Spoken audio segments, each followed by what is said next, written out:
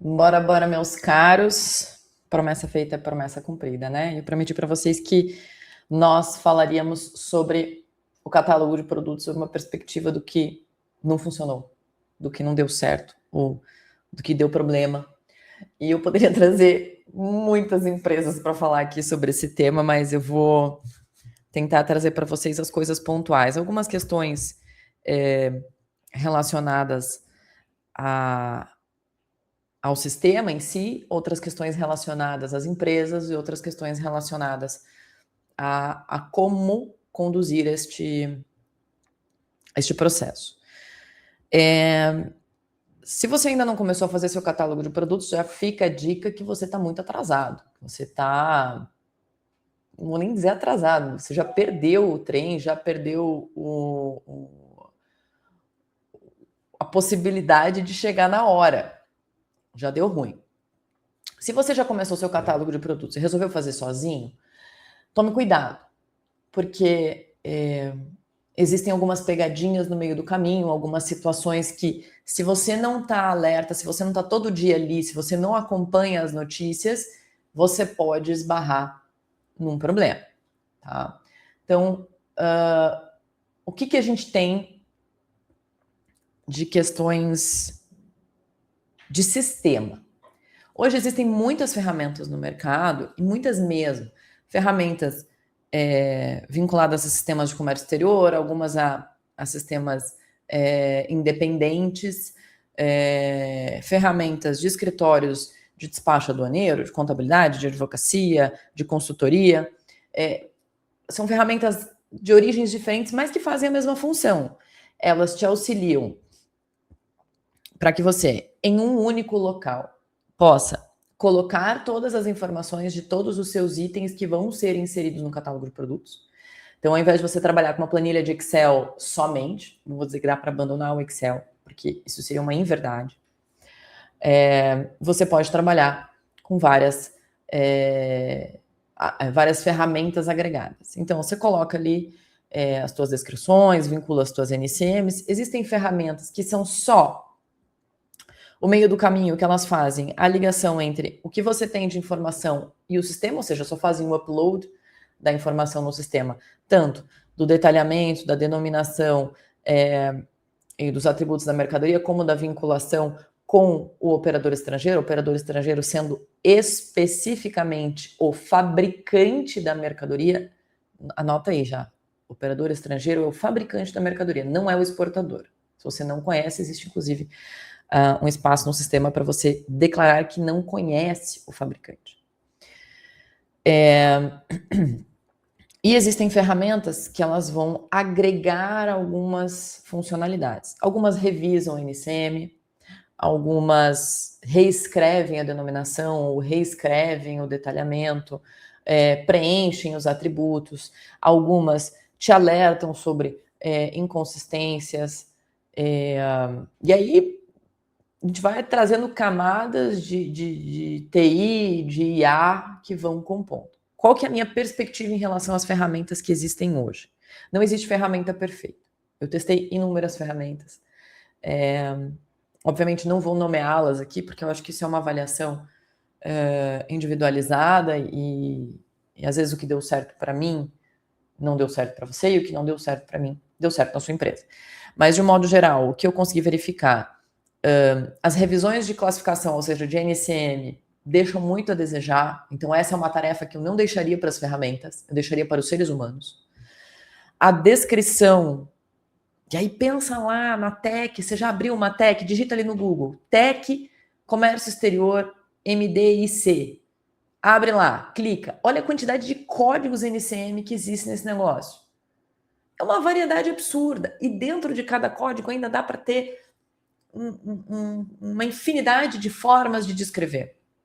Então, acho que no estágio em que nós nos encontramos com inteligência artificial aplicada, a gente ainda não conseguiu chegar numa ferramenta que consiga abranger tudo, ou um volume grande de informações para gerar uma revisão de classificação de mercadoria adequada, da mesma forma de descrição adequada, porque daí a descrição eu tiro do etéreo, do teórico e trago para a prática. A própria denominação, às vezes, não sai. E o porquê que daí eu combino, talvez, uma necessidade de evolução maior dessas tecnologias com o fator humano?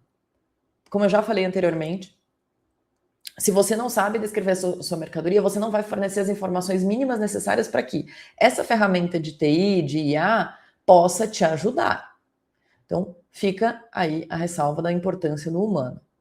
Então, adote uma ferramenta que te otimize o processo, que te permita fazer de uma forma mais ágil, mas não coloque todas as suas fichas de que a ferramenta vai fazer o que você deveria fazer. O que você deveria fazer? A tarefa de casa, a revisão do que precisa ser inserido de informação mínima no catálogo de produtos. E aí, passamos para a questão do sistema, que é o Portal Único Siscomex, sistema esse que é onde você vai registrar a nova declaração de importação, que se chama Declaração Única de Importação, a do INPE, é onde você vai fazer também o registro e o pedido dos seus licenciamentos, que antes a gente falava de licença, agora a gente fala de LPCO, porque envolve uma gama maior de documentos que não só o licenciamento de importação, e a gente pode entrar nisso com mais detalhe em outra ocasião. E dentro do sistema, se você não, dentro do Pucomex, se você não quiser adotar uma dessas ferramentas de IA ou de facilitação, de upload em bloco, você pode fazer manualmente. Se você tem 30 itens na sua lista de mercadorias ali no teu catálogo comercial, bacana, você consegue fazer. Se você tem 600, 700, ou 100 já, né? Eu já tive catálogo de produto aqui com mais de 6 mil itens.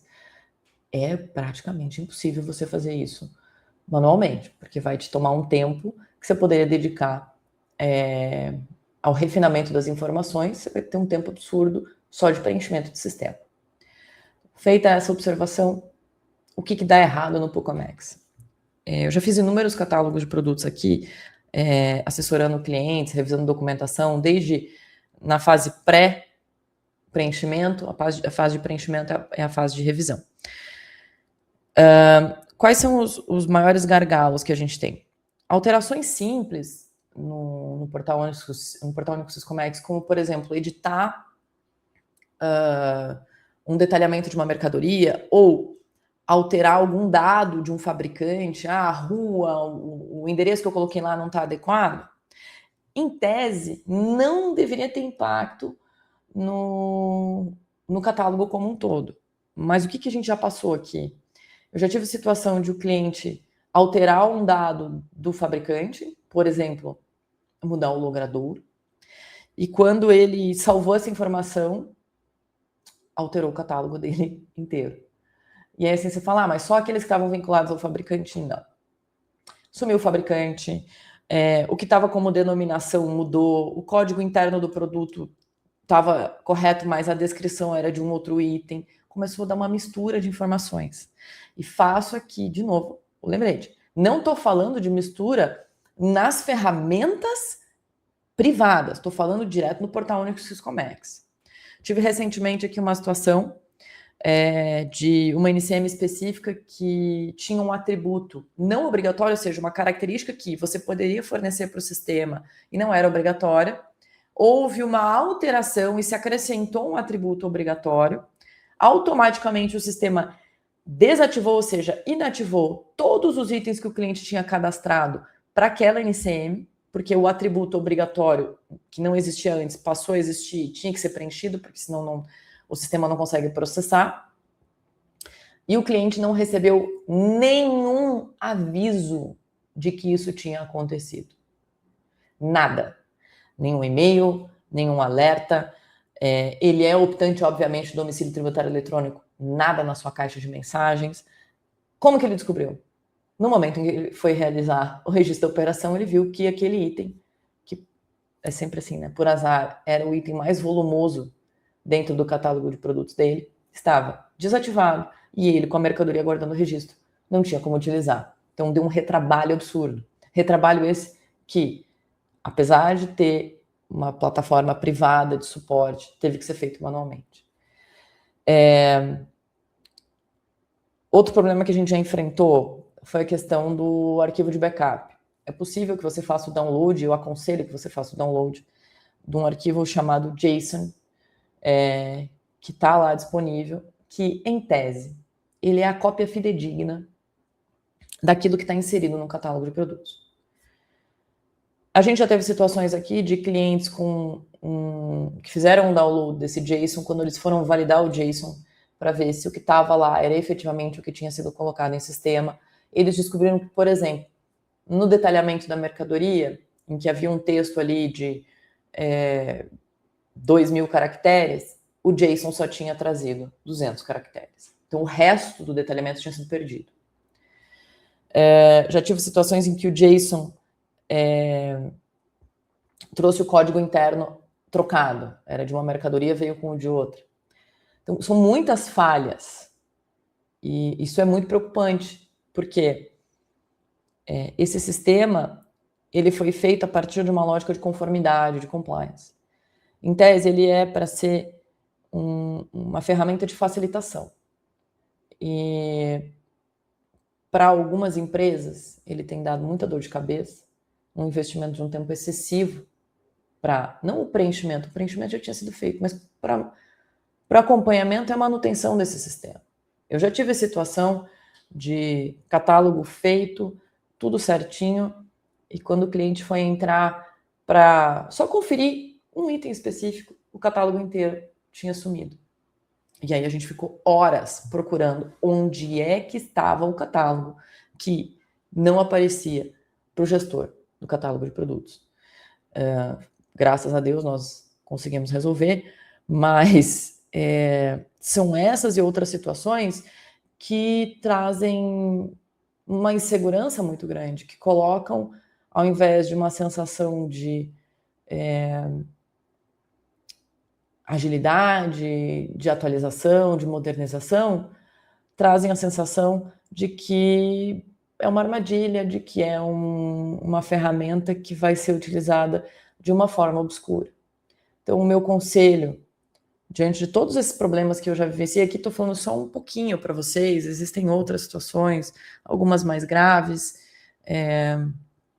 algumas menos graves, mas diante desse cenário, eu aconselho que você tenha, sim, na sua empresa, uma pessoa que fique responsável por, periodicamente, fazer uma validação, ainda que em bloco, dos principais itens, do seu catálogo de produtos, do grupo de operadores estrangeiros, das vinculações, que você tenha